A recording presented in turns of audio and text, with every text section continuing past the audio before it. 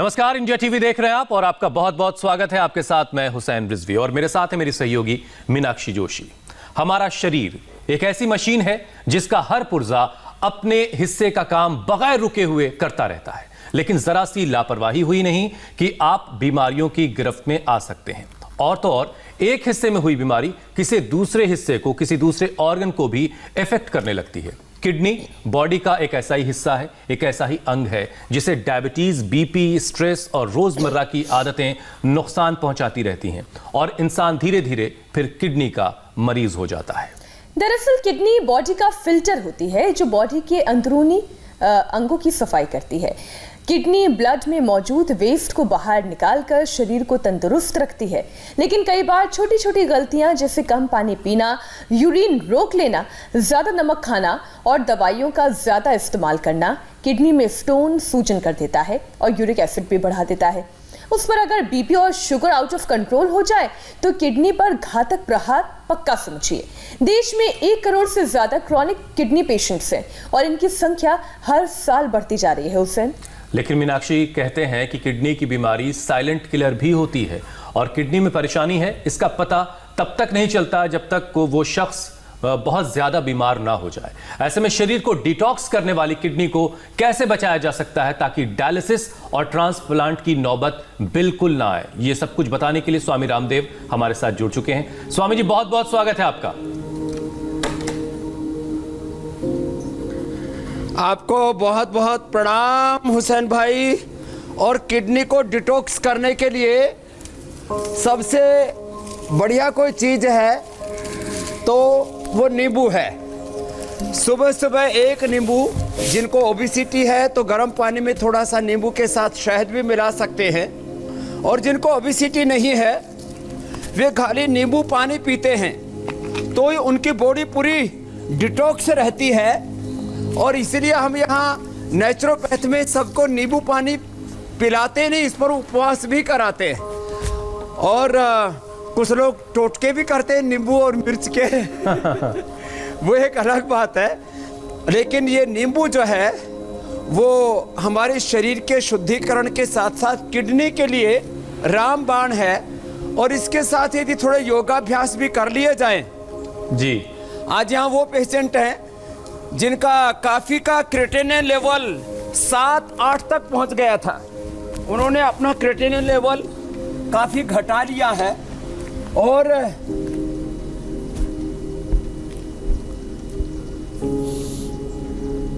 काफ़ी अभी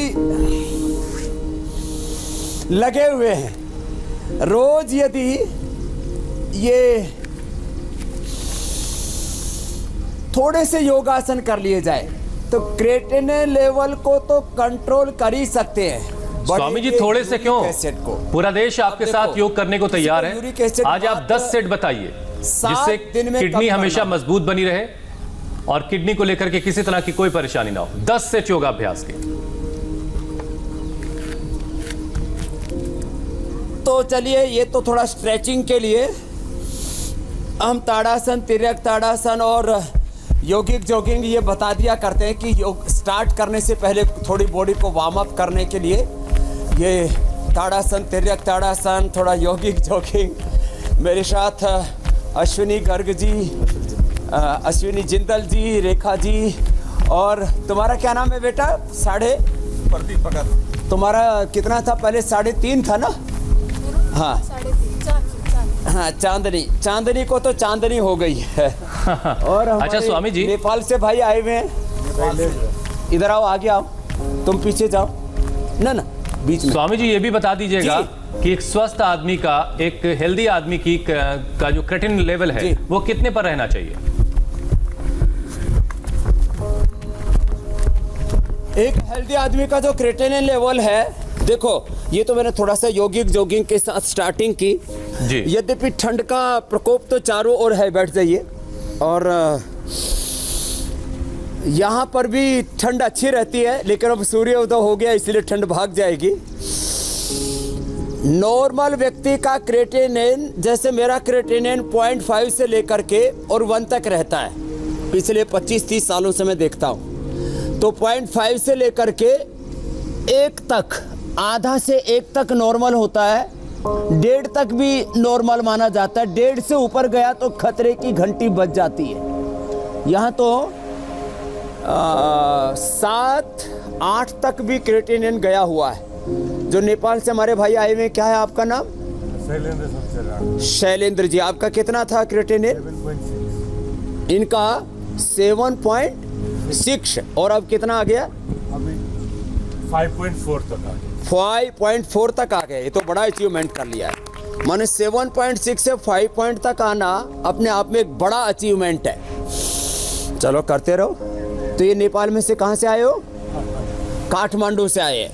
तो स्वामी आप जी, जो अभ्यास पूछ रहे थे 10 अभ्यासों में सबसे पहले मंडूकासन ऐसे और ऐसे ये है। तो मैं स्वामी कह जी रहा जरा था उनसे ये भी एक पूछ लीजिए। सप्ताह में यूरिक एसिड कम करना हो तो उसका उपाय तो उन्होंने अपना क्रिएटिनिन हाँ, लेवल कुछ कह कम रहे थे करने के हुसैन लिए भाई? क्या क्या किया है, और आपके आश्रम में वहां पर कब से हैं वो? क्या क्या उपाय किया है? आपने क्या क्या उपाय किया कम करने के लिए? ये माइक लेके बोलो। ब्रिखर दोष बटी खाता हूँ और साथ में काढ़ा लेता हूँ ब्रिखर दोष का। तो वृक्क दोषर क्वाथ और वृक्क दोषर वटी, जिसमें गोखरू मेर घटक है और पंचतृण मूल है, वरुण छाल है, ये सब काढ़ा पीते हैं, वृक्क दोषर वटी खाते हैं। और प्राणायाम कितनी देर किया? प्राणायाम उतना ज़्यादा नहीं कर पाता हूँ, 15-20 मिनट कर पाता हूँ। 15-20 मिनट में तो बहुत हो गया। चलो 15-20 मिनट कपालभाति, 15-20 मिनट अनुलोम विलोम करता हूँ। और ये एक्यूप्रेशर का पॉइंट भी दबाया। हाँ, अक्यूप्रेशर का पॉइंट दबाता है। तो ये करके 2.5 पॉइंट कितने दिन में कम आ गया?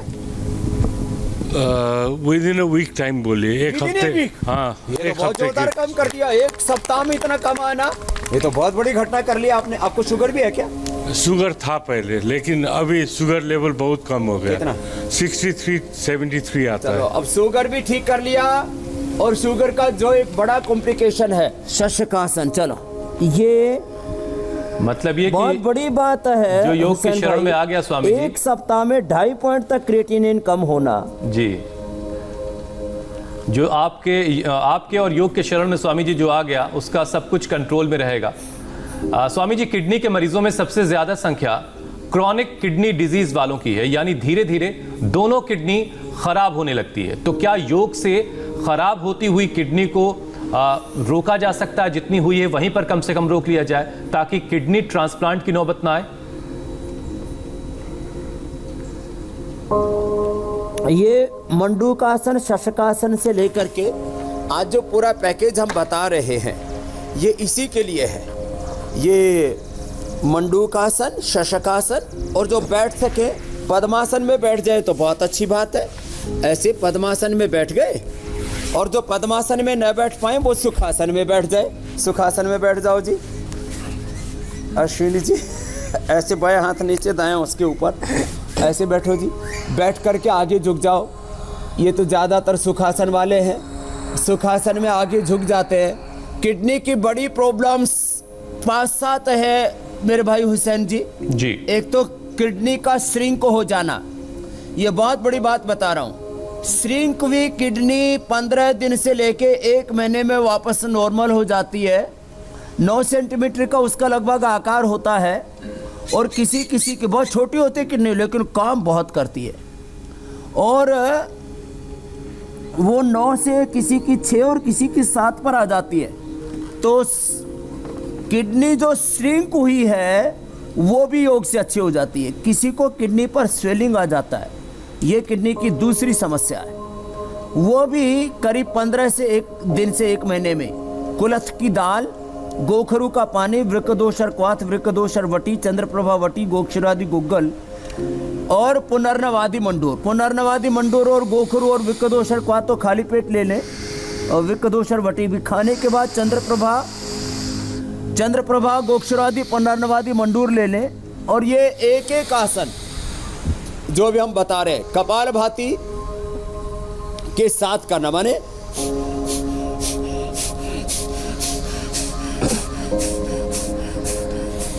श्रिंक हुई किडनी, स्वेलिंग किडनी की, बढ़ा हुआ यूरिक एसिड, बढ़ा हुआ क्रिएटिनिन, और बड़ी बात है किसी किसी को किडनी में स्टोन हो जाते हैं, वो भी 1 से 2 सप्ताह के अंदर ही निकल जाते हैं। दाएं पैर मोड़ लिया, बाएं पैर ऐसे सीधा, ये वक्रासन कर लें। और जिनके शरीर में फ्लेक्सिबिलिटी हो, हाँ ऐसे घूम जाएं, जितना कर सके, हाँ जितना हो जाए उतना कर लें, या तो वक्रासन कर ले। और जिनमें फ्लेक्सिबिलिटी हो तो अर्ध मत्स्येंद्रासन, ये तो छोटे बच्चे ही कर पाएंगे, बड़ों से ना हो पाएगा। यूरिक एसिड बढ़ा हुआ, क्रिएटिनिन लेवल बढ़ा हुआ और किडनी का स्टोन दोनों अच्छे हो जाते हैं, क्योंकि वक्रासन इजी है, अर्ध मत्स्येंद्रासन में दिक्कत होती है। तो जिससे जो हो पाए कपालभाति के साथ करना है। फिर किडनी काम करना बंद कर देती है, 60-70% किडनी काम करना बंद कर दिया। ऐसी स्थिति में भी मैंने देखा है, गोखरू का पानी पीने से जहाँ एक और प्रोस्टेट और यूरिन की प्रॉब्लम, सीटीआई की प्रॉब्लम, यूरिन की जलन, ये सब दूर होती है, धातु रोग दूर होते हैं, वहीं किडनी जो फेल हो चुकी है,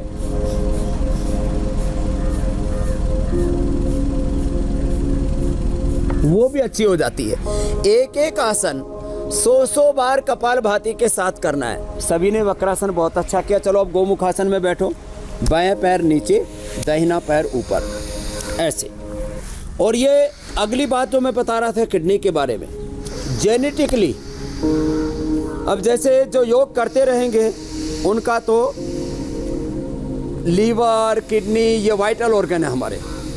liver, kidney, lung, heart, brain, ये 5 चीज़ें ठीक हैं तो आपको ज़िंदगी में कभी भी BP, sugar, thyroid, neuro problem, SLE, MS, autoimmune disease, अलग अलग प्रकार के नर्वस सिस्टम के डिसऑर्डर्स, ये कुछ भी नहीं होंगे।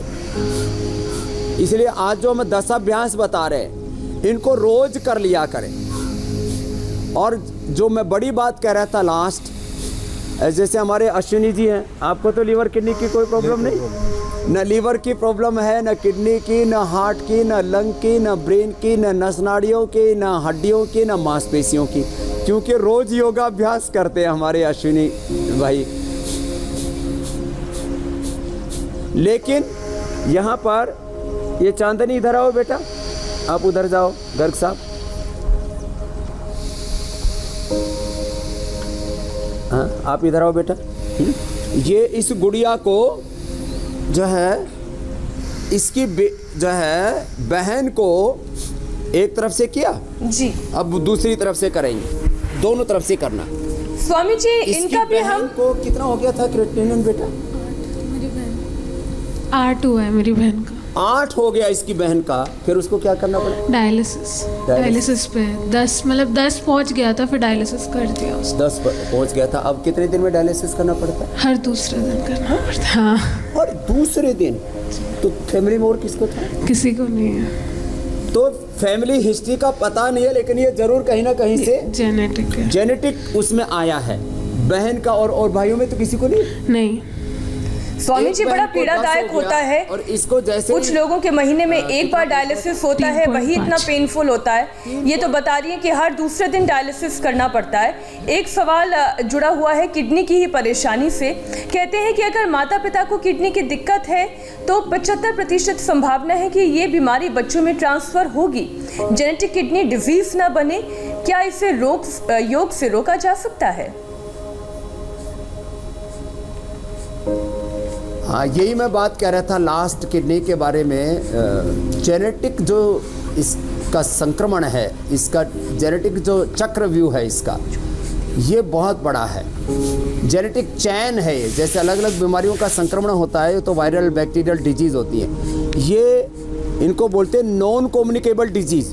लेकिन इनका भी जैसे जो कम्युनिकेबल डिजीज़ है, यद्यपि अब जैसे टीबी है, ये कम्युनिकेबल भी है और ये नॉन कम्युनिकेबल भी है, जेनेटिकली भी होती है। जिनके भी जीन्स में टीबी है तो 50, 60, 70 साल की उम्र में लोगों को मैंने टीबी होते हुए देखा है। लेकिन एक बड़ी बात बताते हैं, चलो सीधे लेट जाते हैं, सीधे लेट करके और पवन मुक्तासन करेंगे। जेनेटिकली जिनको किडनी की प्रॉब्लम होने की संभावना है, वो आज जो हम आसन बता रहे हैं और साथ कपालभाति, अनुलोम विलोम, प्राणायाम, ये प्रतिदिन करेंगे तो जेनेटिक जिनको किडनी की प्रॉब्लम होने की संभावना, और किडनी के साथ साथ और भी बता देता हूँ, जिनको हेपेटाइटिस के कैरियर हैं, जो जिनके माता पिता को भी हेपेटाइटिस था, और लिवर सिरोसिस, और यहाँ तक कि फैटी लिवर, और कोलाइटिस, कॉन्स्टिपेशन से लेकर के BP, sugar, thyroid, arthritis, rheumatoid arthritis और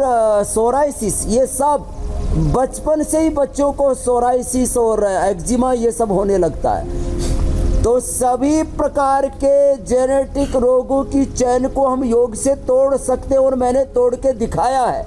यही इंडिया टीवी पर आप लोगों को बताया है कि genetic BP, genetic sugar, genetic heart की प्रॉब्लम हमने अच्छी की है। तो जो 1-1 मिनट ऐसे कपालभाति के साथ पवन मुक्तासन, उत्तान पादासन, अब देखो पैर उठा रखे, अब कपालभाति कर रहे हैं। पहले बात तो पैर उठाना ही बड़ा मुश्किल काम है, और ये बड़ी हिम्मत वाली बेटी है चांदनी भी, लगी हुई है कि मुझे उस कंडीशन में नहीं जाना जिस कंडीशन में मेरी बहन पहुंच गई, इसको मुझे तोड़ना इस चैन को, और उसमें इस कामयाब भी हो गई। अभी 2.5 आ गया इसका। स्वामी जी हम लगातार आपसे ऐसे जेनेटिक होता है, तो अब जैसे वो नेपाल वाले भाई का तो 1 सप्ताह में 2.5 कम हो गया था, इसको इतना कम करने के लिए 2-2.5 महीने लग गए चांदनी को। जी हुसैन भाई। स्वामी जी हम लगातार आपसे ये सवाल पूछते हैं कि क्या जेनेटिक बीमारियां भी योग से काबू की जा सकती हैं, वो आगे ट्रांसफ़र ना हो, ये योग के ज़रिए हम इसको कंट्रोल कर सकते हैं, और बार बार आप इसका जवाब हाँ में देते हैं। लेकिन फिर भी हम बार बार ये सवाल इसलिए पूछते रहते हैं स्वामी जी कि हम चाहते हैं कि कम से कम ये तकलीफ हर एक माँ बाप के दिल दिमाग से दूर हो जाए कि उनको जो परेशानी है उनके बच्चों तक जा सकती है, और इसका एक ही रास्ता है योग। योग करेंगे तो उनको जो परेशानी है, जो उनको माता पिता से मिली है, वो अपने बच्चों तक उसको ट्रांसफ़र नहीं करेंगे। लेकिन एक और परेशानी स्वामी जी आज के दौर में बहुत ज़्यादा है। पहले हम ये देखते थे कि उम्र ज़्यादा हो रही है, 60 साल का कोई व्यक्ति हो रहा है तो उसको यूरिक एसिड की परेशानी हो रही है, लेकिन अब ये सारी प्रॉब्लम स्वामी जी बहुत यंग एज में लोगों को हो रही है। 30 साल की उम्र में लोगों को यूरिक एसिड से जुड़ी प्रॉब्लम हो जाती है। तो अब इस तरह की परेशानी जो बहुत कम एज में हो रही है, इसे कैसे रोकें और इसके लिए कौन कौन से उपाय कर रहे हैं?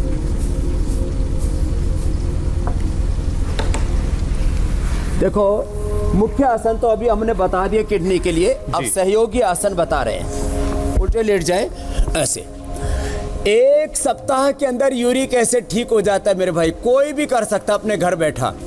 कुलथ की दाल का सूप पिए, रात को कुलथ की दाल भिगो दे, हमने यहाँ पर रखी हुई है पानी में भिगो करके कुलथ की दाल, यहाँ पहाड़ में बहुत खाते हैं। और गोखरू का पानी पिए दोनों टाइम। मैं तो कहता हूँ ज़्यादा यूरिक एसिड बढ़ा हुआ है, ज़्यादा क्रिएटिनिन लेवल बढ़ा हुआ है तो गोखरू का ही पानी पीना है। चांदनी आज से पानी बंद तेरा, खाली गोखरू का ही पानी पिया करो, और दूसरा पानी नहीं पीना। लीवर की ज़्यादा प्रॉब्लम होने पर सर्वकल्प का ही पानी पियो।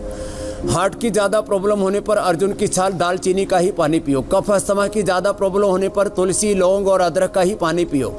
ऐसे छोटे छोटे उपाय करके मैंने बड़ी बड़ी बीमारियों को, जिनको कफ कोल्ड है उनको दिव्य पेय स्वासारी का ही पानी पियो। तो 1 सप्ताह के अंदर, बहुत बड़ी बात कह रहा हूँ, भुजंग आसन भी कर लेते हैं। 1 सप्ताह के अंदर हुसैन भाई यूरिक एसिड 100% अच्छा। गोखरू का पानी, कुलथ की दाल और चंद्रप्रभावटी, गोक्षुरादि गुग्गुल खाने के बाद और पुनर्नवादि मंडूर खाली पेट ले ले 1-1 गोली। अब आप बताइए इससे और बेहतर क्या चीज हो सकती है? नहीं तो यूरिक एसिड से लोगों की जिंदगी ठहर सी जाती है। दोनों हाथ ठोड़ी के नीचे। तो 1 सप्ताह में 100% यूरिक एसिड का सॉल्यूशन बता दिया है हमने। हाँ, क्रिएटिनिन लेवल बढ़ा हुआ है तो फिर सुबह शाम पीपल के पत्तों का रस भी साथ में पिलाते हैं, और लंबे लंबे श्वासों के साथ। ये भी किडनी के लिए बड़ा अच्छा अभ्यास है, भुजंगासन। ये भी कर लेना चाहिए आराम आराम से 10-20 सेकंड से लेकर के। और ये सलभासन 1-1 पैर से भी होता है और दोनों पैरों से भी। ये भी किडनी के लिए, इससे किडनी के ऊपर बहुत अच्छा साइंटिफिक वे में प्रेशर पड़ता है और इससे किडनी का फंक्शन अच्छा होता है। तो ये आसन तो हमने अभी बता दिए। अभी बारी है प्राणायाम की। और स्वामी जी आपकी इजाजत हो तो अब बारी कुछ सवालों की भी लगा लेते हैं। जो है सवाल स्वामी जी बहुत से आ रहे हैं, कुछ सवाल शामिल कर लेते हैं। सवाल भी ले लीजिए आप। जी जी जी जी स्वामी जी, गुरदीप सिंह का सवाल है, 5 महीने पहले किडनी ट्रांसप्लांट हुआ है और सर्जरी के कितने वक्त बाद वो योग कर सकते हैं, वो ये जानना चाहते हैं। एक और सवाल इसमें और जोड़ लेते हैं स्वामी जी। उनका सवाल तो ये कि किडनी ट्रांसप्लांट 5 महीने पहले हुआ था और कितने वक्त के बाद वो योग करना शुरू कर सकते हैं। काजल का सवाल है कि उनकी माँ की डायलिसिस चल रही है, उनका क्रेटिनिन लेवल 11.5 से ज्यादा है, 11.51 है, और हीमोग्लोबिन 6.3, बहुत कम हो चुका है हीमोग्लोबिन। बीपी भी बढ़ा हुआ रहता है। तो सबसे पहले आप काजल की माता जी के लिए पहले बता दें आप, जिनका क्रेटिनिन लेवल 11.5 से ज्यादा है, हीमोग्लोबिन 6 के आसपास है और डायलिसिस पर हैं वो। तो पहले काजल की माँ के लिए बताते हैं। इधर आओ बेटा। उनके हाथ में पैर में ये पॉइंट हैं, ये छोटी उंगली के ऊपर यहाँ से दबाना और ये हथेली के बीच में यहाँ से ऐसे। तुम तो दबाती हो ना रोज? कितनी देर? 1 घंटा। अच्छा, ये तो लगी ही रहती है। दोनों हाथों में पॉइंट दबाएं ऐसे, हथेली के बीच में और यहाँ, दोनों हाथों में, दोनों पैरों में। और साथ में माता जी को देखो, आजकल हाथ से भी डायलिसिस करते हैं, पेट से भी डायलिसिस करते हैं। तो यदि हाथ में डायलिसिस का लगा रखा है, वो तो खून को प्योरीफाइड करने के लिए लगाते हैं। तो यदि पेट में लगा रखा है तो देखो उनको कपालभाति दिक्कत होगी। बाकी यदि जो है हाथ में लगा रखा है तो कोई दिक्कत नहीं है, डायलिसिस करने वाला जो है इक्विपमेंट। और कपालभाति अनुलोम विलोम के साथ ये करें, वो गोखरू का पानी पिलाएं अपने माँ को, और साथ में उनका हीमोग्लोबिन बढ़ाने के लिए उनको अनार, बीट रूट और गाजर, कैरेट, ये गाजर, चुकंदर और अनार, ये थोड़ा थोड़ा इनका जूस पिला दें या थोड़ा थोड़ा खिला दें। थोड़ा मुनक्का अंजीर भी इसमें लाभ करता है। और किसी को भी ये दोनों हाथों में, दोनों पैरों में सेम, यहाँ से भी और यहाँ से भी ऐसे ही सेम पॉइंट है। और किसी भी किडनी का ऑपरेशन कराए, किडनी ट्रांसप्लांट के 4 महीने बाद कपालभाति ऐसे धीरे धीरे शुरू करें। और अनुलोम विलोम तो पूरा कर सकते हैं। अनुलोम विलोम तो पहले ही दिन से रख करें, रिकवरी फास्ट होगी। और कपालभाति 4 महीने के बाद शुरू कर दें और 6 महीने के बाद तो फुल स्पीड में कर सकते हैं, कोई दिक्कत नहीं होगी। जिनका भी किडनी ट्रांसप्लांट हुआ है सबके लिए कह रहा हूँ। और गोखरू का पानी सभी को पीना चाहिए। जो वृक्कदोषर क्वाथ जो हम बता रहे हैं, आज भी बताने वाले हैं जी, वो भी पीना चाहिए। यदि शुगर नहीं है तो फिर वो आज बेल का मुरब्बा भी बताएंगे हम, ये भी बड़ा ऊर्जा देने वाला है। बेल के पत्र से लेकर के नीम के पत्र, बिल्वा पत्र और पीपल के पत्र, इनका रस निकाल के पिलाते हैं, उससे भी क्रिएटिनिन लेवल बहुत जल्दी कंट्रोल आ जाता है। ठीक है स्वामी जी। मतलब ये कि गुरदीप सिंह जो सवाल पूछ रहे थे कि 5 महीने पहले उनका किडनी ट्रांसप्लांट हुआ था, वो अब योग कर सकते हैं। और काजल की माता जी भी बहुत जल्द ठीक हो जाएंगी, जो आपने उपाय बताए हैं उसके जरिए। अगला सवाल स्वामी जी ललित गुप्ता का है। उन्होंने यूरिक एसिड कम करने के लिए गोखरू का पानी पिया, 2 दिन बाद ही चेहरे पर लाली सी आ गई और आंखों में ईचिंग शुरू हो गई। ये किस वजह से हुई और इसका क्या उपाय करना है?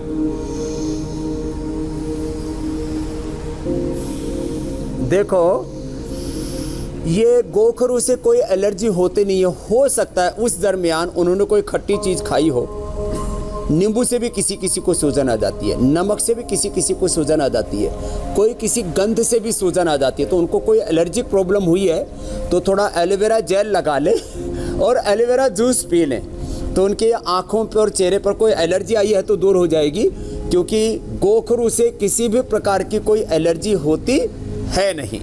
चलिए, उनका ये भ्रम दूर हो गया। खट्टी चीज ना खाएं, बस इसका ध्यान रखें। और पानी थोड़ा सा ज्यादा पी लेंगे तो उनको ये प्रॉब्लम से छुटकारा हो जाएगा और उनको यूरिक एसिड तो 1 सप्ताह में ही कम हो जाएगा। स्वामी जी अगला कायाकल्प नीम गिलोय वैसे ही खा ले। कभी भी किसी को स्किन की ऐसी कोई प्रॉब्लम हो जाए, कायाकल्प नीम और गिलोय 1-1 गोली सुबह शाम खा लीजिए। कोई भी किसी भी प्रकार का फंगल इन्फेक्शन हो, भीतर या बाहर, शरीर के ऊपर या अंदर, वो कायाकल्प नीम गिलोय से दूर हो जाता। मीनाक्षी जी आप पूछ लीजिए सवाल। जी, रितेश बनर्जी अगला सवाल पूछ रहे हैं। उनकी मां की उम्र 65 साल है, गॉल ब्लैडर में स्टोन है, अनुलोम विलोम करो। डॉक्टर ऑपरेशन के लिए बोल रहे हैं, लेकिन मां उनकी नहीं करवाना चाहती। उन्हें क्या करना चाहिए? उनके गॉल ब्लैडर में स्टोन है और उम्र 65 साल है। देखो, गाल ब्लैडर में जिनको भी स्टोन है 3 काम करें। एक तो पत्थर चटा, जो कई बार हमने बताया हुआ, इसके 3 पत्ते सुबह दोपहर शाम 3 बार खा लें। एक जो वृक्कदोषर क्वाथ है, ये भी जो है उस स्टोन को कम करता है, और हमने लिथोम करके एक औषधि बना रखी है, उसका भी सेवन कर सकते हैं। उसमें सारे जो मेडिसिनल प्लांट है उनका एक्सट्रैक्ट करके निकाल करके बनाया हुआ है। और जिनको भी ये गाल स्टोन है उनके लिए ख़ास बात बताना चाहता हूँ, वे ये कुलथ की दाल उसका सूप बना करके पिएं 3 बार, सुबह दोपहर शाम 1-1 कटोरी। बहुत जल्दी उनका प्रारंभिक अवस्था का गाल स्टोन ठीक हो जाता है। बहुत मल्टीपल स्टोन होने के बाद थोड़ी दिक्कत आती है। पानी पूरी मात्रा में उनको पीना चाहिए, और पेट पर मिट्टी की पट्टी भी रखनी चाहिए, जिसके बारे में हम कई बार बता चुके हैं। तो ये सब उपाय करेंगे तो उनका गाल स्टोन भी ठीक हो जाएगा। किडनी स्टोन तो 3 से 7 दिन के अंदर ही निकल जाता है। मीनाक्षी जी, स्वामी जी, एक और विषय शामिल कर लेते हैं। किडनी ट्रांसप्लांट होने के बाद भी बहुत से मरीजों की जो परेशानी वो खत्म नहीं होती। इम्यूनिटी और किडनी से जुड़ी कई दिक्कतें होती रहती हैं। क्या योग करने से ट्रांसप्लांट के बाद लगाई गई जो किडनी है उसकी लाइफ बढ़ जाती है या बढ़ाई जा सकती है? क्योंकि बहुत बार तो ऐसा होता है कि शरीर जो है नई किडनी को फॉरेन बॉडी समझ करके रिएक्ट करने लगता है। तो क्या योग के जरिए हम नई किडनी जो ट्रांसप्लांट के बाद लगी है उसकी लाइफ को इनहेंस कर सकते हैं, बढ़ा सकते हैं? ये आपने बहुत ज़रूरी सवाल पूछा हुसैन भाई, कि उसको फॉरेन एलिमेंट मान करके, माने शरीर के अंदर कोई भी बाहर का, चाहे वो लीवर है या किडनी है, ट्रांसप्लांट करते हैं, लंग करते हैं, तो उसमें एलोपैथी में तो वो लोग जो है इम्यूनो सप्रेशन के लिए मेडिसिन देते ही देते हैं। तो उसको फॉरेन मटेरियल मान करके कि बॉडी रिएक्ट करती है।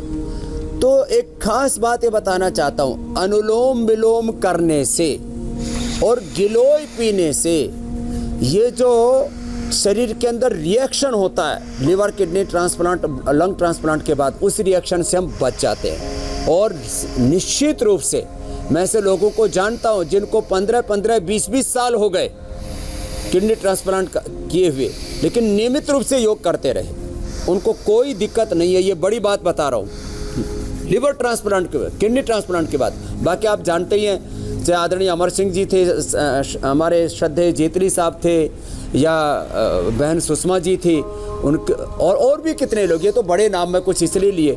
इन सबको यही क्रिएटिनिन लेवल बढ़ा, फिर किडनी ट्रांसप्लांट हुआ, किडनी ट्रांसप्लांट के बाद फिर उनको असमय हमें छोड़ करके जाना पड़ा। तो ये लाइफ बढ़ाने वाला काम, एक तो धीरे धीरे कपालभाति करें, जोर से नहीं, बहुत धीरे,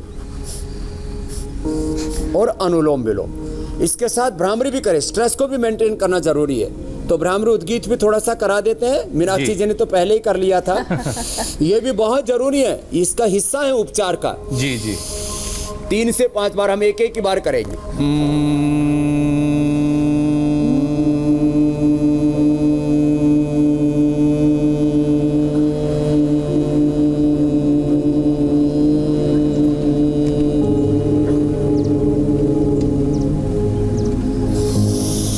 दोनों हाथ घुटनों पर।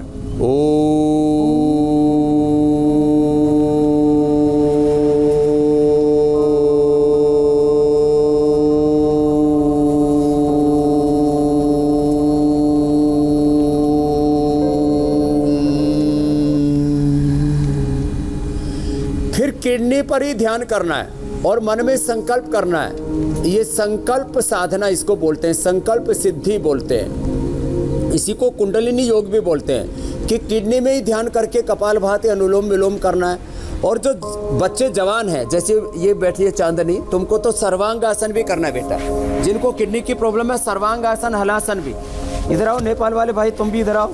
स्वामी जी, आप योग तो करवा ही रहे हैं, तो देखो ये, और आप करवाते रहिए जी। एक और विषय इसमें शामिल कर लेते हैं। आपने बताया कि ट्रांसप्लांट की वजह से कई बार दिक्कत होती है, लेकिन स्वामी जी ये भी सच है कि ट्रांसप्लांट कई बार लोगों को जिंदगी भी देता है। और हमारा देश स्वामी जी 136 करोड़ की आबादी वाला देश है, बावजूद इसके यहाँ हर साल 3 से 4 हज़ार ट्रांसप्लांट ही हो पाते हैं, जबकि इससे बहुत ज़्यादा लोगों को ज़रूरत है। 5 से 6 लाख मरीज ऐसे हैं जिन्हें ट्रांसप्लांट की जरूरत है, वो इंतजार कर रहे हैं। ऐसे में आप ऑर्गन डोनेशन को लेकर के क्या सोचते हैं, उस पर आपकी क्या राय है, ये भी आप बताइएगा। और हाल ही के वक्त में एक खबर आई थी स्वामी जी की 20 महीने की एक बच्ची धनिष्ठा, जिसने अपनी जाने के बाद 5 लोगों की जिंदगी बचाई स्वामी जी। तो आप ऑर्गन डोनेशन को लेकर के आपकी क्या राय है, पहले तो ये बताइए, और उसके बाद फिर उसमें हम आगे की चीजों को जोड़ पाएंगे। देखिए, ये बहुत बड़ा प्रश्न पूछा आपने। ये सच है कि हम योगाभ्यास से, आयुर्वेद से, खान पान से छोटे छोटे उपाय करा करके क्रिएटिनिन लेवल कम कर लेते हैं, किडनी जो है फेल होने से बचा लेते हैं और ट्रांसप्लांट से बचा लेते हैं। लेकिन जिनको ज़रूरत है 14-15 तक पहुंच जाता है और बहुत से उपाय करने के बावजूद भी उनको लाभ नहीं होता है। ये बहुत क्रिटिकल कंडीशन होती है किडनी की कई बार।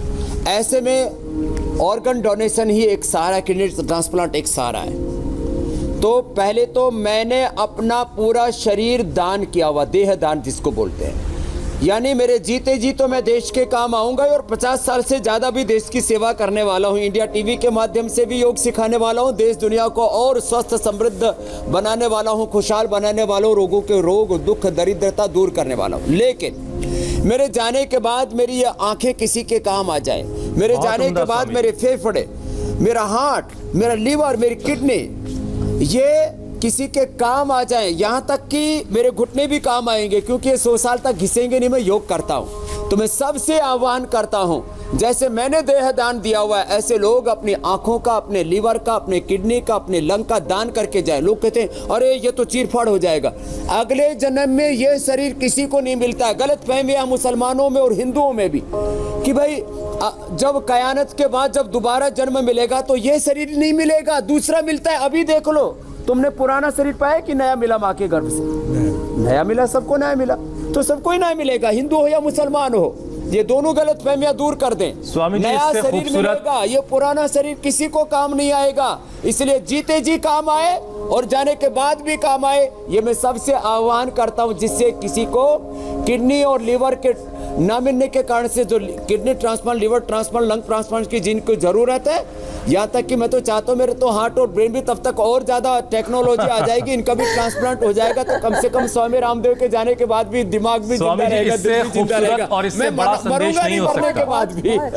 बहुत बड़ी बात स्वामी जी आपने कही है, और मुझे लगता है कि आपके हजारों चाहने वाले हैं, मानने वाले, लाखों लोग दुनिया भर में आपको देख रहे हैं, और ये बात सब तक पहुंचेगी। और जो ट्रांसप्लांट के वेटिंग लाइन में लोग जो खड़े हैं, उनका ये इंतजार खत्म होगा। लोग ऑर्गन डोनेशन की तरफ अपना रुझान बढ़ाएंगे और ऑर्गन डोनेशन करेंगे ताकि दूसरों की जिंदगी बचाई जा सके। स्वामी जी, आज आप क्या बनाना हमें सिखाने वाले हैं जिससे किडनी डिटॉक्स होगी और सेहत भी हमारी बनी रहेगी? और स्वामी जी ये भी बताइए कि दिन में कितना पानी पीना चाहिए? आप बार बार बताते हैं, लेकिन एक बार फिर से इसको दोहराइए। बार बार बताने से कोई नहीं भूलेगा। बिल्कुल। दिन में 2.5 से 3 लीटर पानी मीनाक्षी जी, हुसैन जी, सबको पीना चाहिए। और किडनी के पेशेंट को तो वृक्क दोषर, क्वाथ और गोखरू का ही पानी पीना चाहिए। उसको ही अपने उबाल करके रात को 2-2.5 लीटर पानी लिया, उसमें 2 चम्मच, जिनका बहुत ज़्यादा क्रिएटिनिन लेवल बढ़ जाता है उनको फिर 1 से 1.5 लीटर ही पीना होता है। तो रात को गोखरू या वृक्क दोषर क्वाथ पानी में भिगो दिया, सुबह उबाल करके उसी को बोतल में रख लिया और उसी को पिए। ये बहुत ज़रूरी है। फिर एक स्वस्थ व्यक्ति के लिए 3 से 3 लीटर, अभी गर्मी आने वाली है तो 3 से 4 लीटर भी उनको ज़रूरत पड़ सकती है। और मैं 1-2 टिप्स दे देता हूँ, होम रेमेडी। खाली पेट जो मूली खाएंगे उनका सामान्य रूप से किसी भी तरह का लीवर किडनी का प्रॉब्लम है, और क्रिएटिनिन तो उनका कभी बढ़ ही नहीं सकता। इसलिए सर्दी कम से कम 15 दिन या 1 महीना खाली पेट मूली खानी चाहिए। खाली पेट मूली खाओ, सुबह तो दवाई, दोपहर को खाओ तो वो सलाद, भोजन, आहार, और शाम को खाओ तो जहर हो जाती है। एक खास बात बताता हूँ, एक बहुत स्वस्थ व्यक्ति है, डॉक्टर यशदेव शास्त्री, हमारे ही आत्मीय स्वजन है। वो पहलवान आदमी है और पूर्ण स्वस्थ है। एक दिन रात को मूली खा ली और उसके बाद जो उपद्र हुआ, मुश्किल से जान बची। इसलिए रात को मूली मत खाना।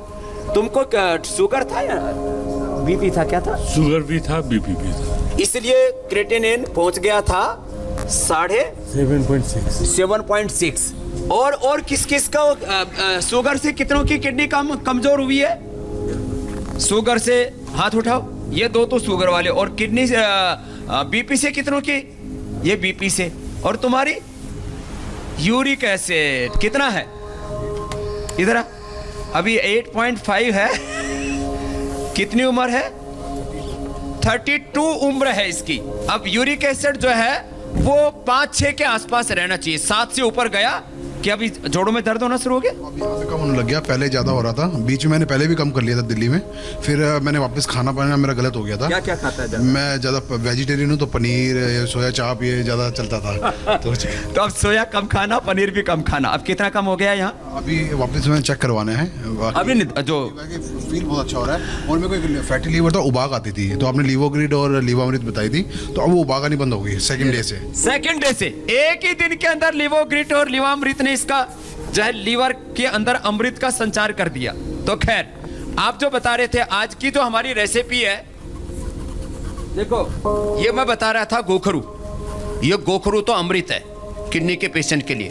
और ये वृक्कदोषर क्वाथ, ये इसके अंदर तो इतनी औषधियाँ, क्योंकि कोई लेकर के आएगा ना तो उसके लिए बड़ा मुश्किल होता है इतनी औषधियाँ जुटाना। जो हम इसके अंदर डालते हैं, इसके अंदर है ढाक है, पित्त पापड़ा, पुनर्नवा, पाषाण, वरुण, कुलथी, अपामार, कासनी, पीपल। कासनी बहुत अच्छी होती है जो पशुओं को भी खिलाते हैं। नीम, मकोई, गोखरू, बनफसा और जो है पंचतृण, और ये सारी की सारी औषधियाँ इसके अंदर इतनी। वृक्कदोषर क्वाथ। अब ये वृक्कदोषर और गोखरू का तो काढ़ा पी ले, और ये रात को ऐसे भिगो दिया करें। रात को भिगो करके और सुबह इसको उबाल करके फिर पी लें। ये जबरदस्त है। और ये मैंने बताया है कई बार आप लोगों को। ये कुलथ, इसको रात को भिगो करके और सुबह इसको अच्छे से उबाल लें तो इसकी सूप बना के पी लें। और नीम के पत्ते, पीपल के पत्ते और बेल के पत्ते, इनका रस निकाल करके पी लें। जहाँ नहीं मिल पाए तो ताज़ा तो नीम और जो है पीपल की और बेल की छाल भी काम में लेते हैं। खैर, अब आपको हम यहाँ पर खास बेल को लेकर के और उसको जो है ऐसे कटिंग कर लिया जाता है। बेल को लेके कट कर लिया और कट करने के बाद में उसको ऐसे डाल दिया। देखो, तो ऐसे डाल देते हैं और धीरे धीरे इसको चाशनी में पकने देते हैं। ये गुड़ की भी चाशनी बना सकते हैं, और किसी को भाई चीनी पसंद है तो बना लो, नहीं तो जैगरी की सबसे अच्छी रहती है। ये पकने के बाद में फिर ये इतनी अच्छी है हेल्थ के लिए, ये कोलाइटिस के लिए तो रामबाण है ही है। माने ये इस तरह से फिर तैयार हो जाती है। ये हम ऐसे ही फ्रेश लेकर के और ऐसे ही तैयार करते हैं। अब ये लोग जो है बेल का मुरब्बा और आंवले का मुरब्बा, ये सब चीजें भूल गए थे। हमने पूरे लेकिन अब सब सीख रहे हैं स्वामी जी, सिखा दिया है। अब बहुत सारी चीजें लोग घर पे बना रहे हैं। और बता देता हूँ, मीनाक्षी भी अब घर पे, मीनाक्षी ने आंवले का मुरब्बा भी बनाया है। स्वामी जी, मैं जरा दर्शकों को बता दूं कि कल क्या खास है। बनानी है जी, 1-2 चम्मच, ये 1-2 चम्मच गाय का घी डाल करके उसके अंदर थोड़ा हींग, जीरा, अजवाइन डाल करके और इसको छोंक ले, कुलथ की दाल को थोड़ा सेंधा नमक मिला दे, तो इतनी जबरदस्त हो जाती है कि फिर इससे बढ़िया बेहतर कोई किडनी के लिए औषधि नहीं हो सकती। और ये भी अपने घर में, इसको ज्यादा उबालना पड़ता है और रात को भिगोना पड़ता है, क्योंकि जो है इसकी जो प्रकृति है थोड़ी हार्ड है। तो आप कल का प्रोग्राम भी बता दीजिए, तब तक मैं जी स्वामी जी, मैं बता देता हूं दर्शकों को कल क्या खास है। तो कल सुबह 7:57 पर स्वामी रामदेव से जानिए लीवर की हर समस्या को दूर करने का यौगिक उपाय। स्वामी रामदेव बताएंगे वो 10 सुपर योग जिससे फैटी लीवर और लीवर सिरोसिस की समस्या से आप निरोग हो पाएंगे। तो आज किडनी की समस्या स्वामी जी ने दूर की है, कल लीवर से जुड़ी सारी समस्याओं का निदान स्वामी जी बताएंगे। अब देखो, ये दही तो सब लोग खाते ही है, लेकिन इस दही को और तरीके से कैसे खाना थोड़ा हम बता देते हैं। दही के अंदर जो है आप थोड़ा सा ये अनार डाल दीजिए। ये तो इतनी बढ़िया रेसिपी हो जाती है किडनी वालों के लिए भी और पेट की बीमारी वालों के लिए भी। और ज़्यादा इसको हेल्दी बनाना है तो इसके अंदर थोड़ा सा अनार, थोड़ा सा सेव और थोड़ा सा खीरा, ये तो एक जबरदस्त रेसिपी हो जाएगी। इसमें थोड़ा पुदीना और थोड़ा नींबू और डाल दें। थोड़ा सा सेंधा नमक भी डाल सकते हैं, ज़्यादा नमक नहीं खाना चाहिए वैसे, क्योंकि मेरे को बीच बीच में याद दिलाती रहती है मीनाक्षी जी की स्वामी जी नमक तो आप भूल ही गए, तो थोड़ा सा सेंधा नमक डालें, ज़्यादा ना डालें। तो और हमें ये भी याद रखना होता है स्वामी जी की घड़ी सुई जो है वो क्या दिखा रही है। ये अच्छी गृहिणी भी है, अच्छी योगिनी भी है और अच्छी एंकर भी है। बहुत बहुत धन्यवाद है स्वामी जी। ये नई आपका रेसिपी हो गई आज की। ये बहुत शानदार दिख रहा है स्वामी जी। रेसिपी बना करके बच्चों को खिलाया करें। हाँ, ये तो बच्चे भी बड़े शौक से ये खाएंगे। तो जोरदार काम है। स्वामी जी बहुत बहुत शुक्रिया, बहुत बहुत धन्यवाद। अब ये भी शौक से किडनी से खाएंगे, जुड़ी ये भी किसी को शौक से समस्या नहीं होगी और जिनको है वो योग के जरिए अपनी किडनी की प्रॉब्लम को दूर कर लेंगे। बहुत बहुत धन्यवाद स्वामी जी। प्रणाम। नमस्ते। यह वक्त एक ब्रेक का है। ब्रेक के बाद सिंघू बॉर्डर पर किसानों से मिलेंगे शिवसेना नेता संजय राउत। पूरी खबर आपको देंगे ब्रेक के बाद।